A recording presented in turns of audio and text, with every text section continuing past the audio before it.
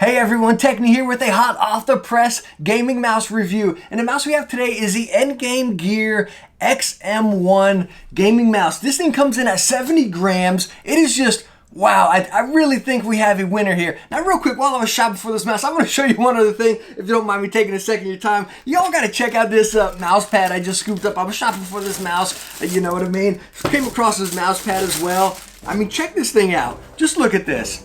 I don't know what this is, Deco Gear or whatever? Like, does that not scream Techni or what? Like, that is just so stinking cool. I believe this mouse pad, I don't know, what was it, 15 or 20 bucks or something? I don't know, like, I saw it, I said, you gotta be stinking kidding me. Like, that is Techni. Like, I just need to get Techni printed right there. And anyways, let me get into the mouse.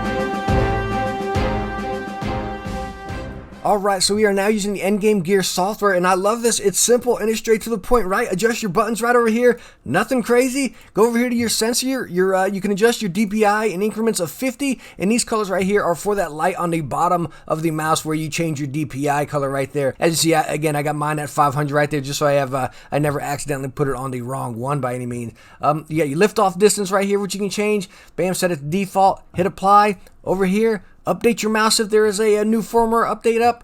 And that's really it. Simple, basic, to the point. I love it. Alright, so what did you think about the close-ups in the software right there? Me personally, I absolutely love it. It's simplistic, it's to the point, and it does it all right. Alright, so inside your box, what you'll get the mouse to give you a quick little start guide right here. It just tells you about the CPI adjustment right down there and how to adjust your polar rate, and then to get on there and download the software. Simple, and again, straight to the point right there. One thing I really want to show you, which I thought was really cool, again with this mouse right here, is the packaging. Again, it's simple and straight to the point, as I keep saying, which I love, but check this out.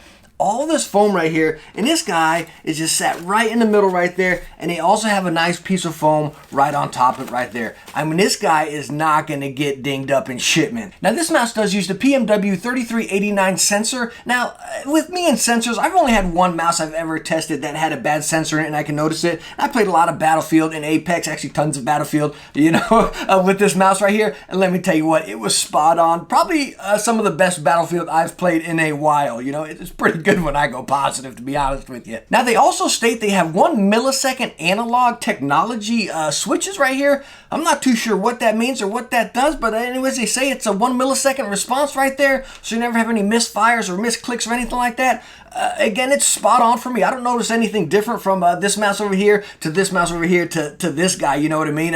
It seems spot on, just as good as any other mouse, but hey, they're saying they got some patent technology in it, so whatever they're doing, I guess it's working. Alright, so as far as dimensions on this guy right here is 122.14, 65.81, and 38.26 right here. And again, going back, it's just perfect. I have medium to large hands, and it fits so nice. Alright, so now let's go on and get talking about some of the build right here. And it does use a rubber-coated USB cable right here, and it's pretty lightweight, but it feels durable. If there's anything I can compare it to, it's almost a spitting image of the Rival 310 mouse cable right there. Again, it feels durable and extremely lightweight, and I honestly prefer the rubber coated ones rather than a braided cable because they don't just drag and you don't get that friction on your mouse pad. Nice rubber cable just glides right across it there. Now, one really cool thing, I'm not sure if you guys picked it up during the close-ups right there, but what I want to do is pull you in. Let's see if we can focus on it right here. Take a look at where the wire, there we go. See the wire coming out? Again, I'm not too sure how well the camera can pick it up right there. I tried to show you in a close-up, so maybe scooch back there and see if we can catch it.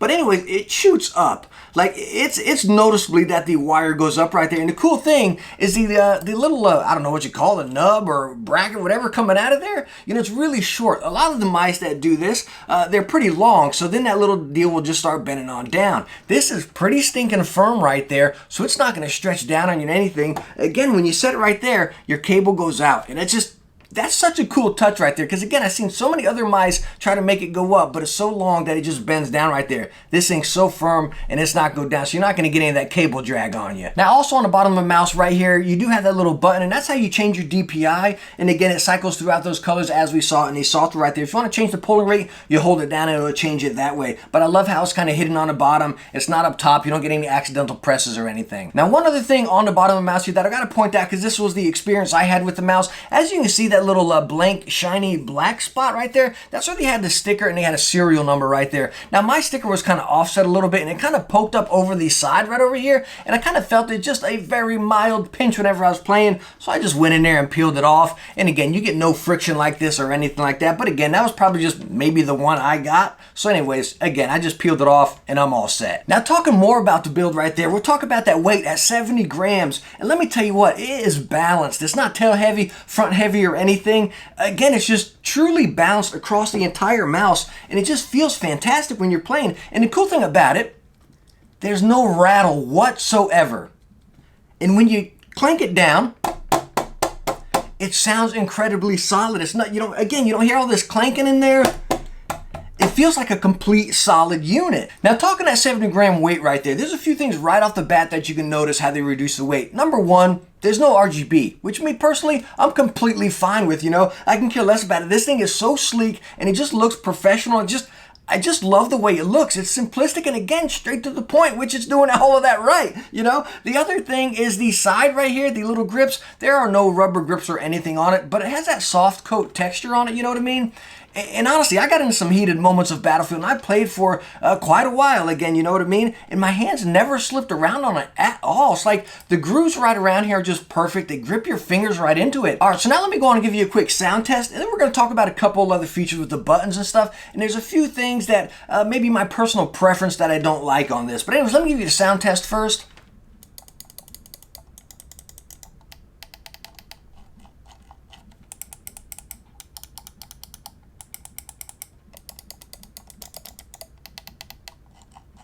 So very clicky, and I just like him. You can really decipher your clicks on this guy. So again, while I talk about this next deal right here, I just want to keep it in the back of your mind that this may just be personal preference. Again, you kind of take them apart and pick it apart right there and say, I like that or not, For me, it's different. There's one thing that I don't like about it, and that is going to be the side buttons right here. Now, nothing's wrong with them. Yes, the back one does have a little, I don't know how well you can pick that up, but the back one has a little bit of travel